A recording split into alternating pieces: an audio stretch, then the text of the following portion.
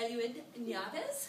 I've been practicing saying his name. He is from Puerto Rico, but he lives now here in lovely New York State, near Ithaca, in Spencer, New York. And he told us that he absolutely loves the area, and if you haven't been down there lately, it is gorgeous. A lot of falls. A lot of falls, yeah, it's absolutely stunning. So, today, he's going to tell us a story from his native Puerto Rico, and he also tells us that he grew up listening to his grandmother tell stories. It was her voice telling stories that lulled him to sleep. So he's going to bring to us those balmy breezes of the Caribbean. So please, welcome, give a nice Capital District welcome to our first showcase teller.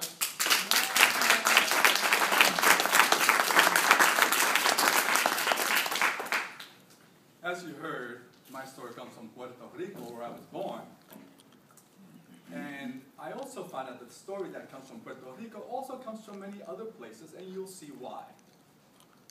You see, a long, long time ago in Puerto Rico, there lived a woman, and her name was Tia Miseria.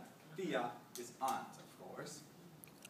Now, Tia Miseria lived at the edge of town in a small house, and she had a small garden. But the pride of her garden was a mango tree. She loved that mango tree. It grew the most beautiful, the most delicious mangoes anywhere on the island. People would come to ask her for mangoes, and if you asked nicely, she would give you a few. But not the children. Oh no. The children would sneak into the garden, climb up the mango tree, and steal her mangoes. Oh, Tia Miseria would hobble out, and she would shake her fist at them, but they knew she couldn't climb, so they would tease and taunt her. Tia Miseria, na, na, na, na, na. Ooh. When they were done eating, they would climb down and run away laughing. They knew she couldn't run. And she knew their parents wouldn't do anything about it, but she thought about that all the time. Well, one day, a man came to her door, and he was hunched over from the years of his life, and he was covered from the dust of the road, and he asked if he may stop and rest on her chair and perhaps have a drink of water. And Tia saw that he was so hungry and so tired, and she said, "No, tonight you will sleep on my bed, and you can have half of my supper. I can sleep on the floor." And that's the way it was. Now in the morning, the man walked to the door, and when he turned around to thank her, he stood up straighter than ever, and the years fell from him like raindrops. And he said, "Tia, you have been so kind that I will grant you a wish. Anything that you want." She knew what she wanted. She took him out to the garden, and she pointed to the mango tree and said, "You see that mango tree? Anybody who climbs that mango tree doesn't come down until I say so." It was a strange request. He said, "Well, so be it." And he vanished. The next day, the children crept into the garden. They climbed the mango tree. They started eating mangoes. Now, Tia Miseria walked to the garden, and she just stood there smiling. They taunted and teased, "Tia Miseria, na, na, na, na, na." She just smiled. When they were done eating, they tried to climb down.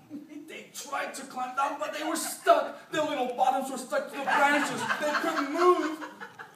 Oh, they cried. They pleaded. They begged, and she said, "Nah, nah, nah."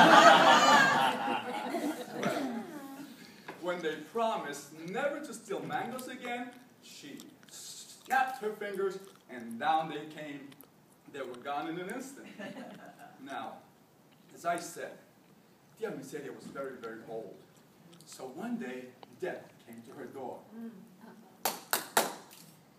"Tia Miseria, I have come for you." And she said, "Oh, is it that time already? Well, if I must go, I must go. But please, un favor, one favor, before I go, can you go to my mango tree and get me one less mango? Well, Death climbed the mango tree, and he looked around, and he found the ripest, the most beautiful mango, and he plucked it. But when he tried to come down, he was stuck. He couldn't move. He roared and he threatened. Rah! Nothing he could do. Well, the days passed. The days turned into weeks. The weeks into months. The months into years. And no one died because death was cut off in the mango tree. But one day, her neighbor came to her, and she was even older than Tia Miseria. And she said, Tia Miseria, look at me. My arthritis is so bad I cannot open my hand. My knees hurt all the time. I cannot sleep. Please, Tia, let death go because I need to go with him. She asked so nicely, of course she obliged. So she went to release death. But not until he promised that he would never come for her. So from that day, death comes for all of us. No, but not Tia Miseria.